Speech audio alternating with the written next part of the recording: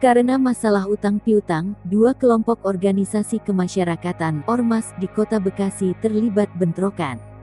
Di lokasi tersebut, perselisihan bermula dari warga bernama Ika diminta agar melunasi utang oleh sebuah koperasi. Pihak kepolisian, kata dia, bertindak tegas, melakukan pembubaran dengan cara menembakkan gas air mata dan tempat peringatan agar massa membubarkan diri. Adapun pemasalah bentrok antara dua kelompok ormas ini masih dalam penanganan Polres Metro Bekasi Kota. Penyelidikan tetap dilakukan guna penanganan hukum lebih lanjut.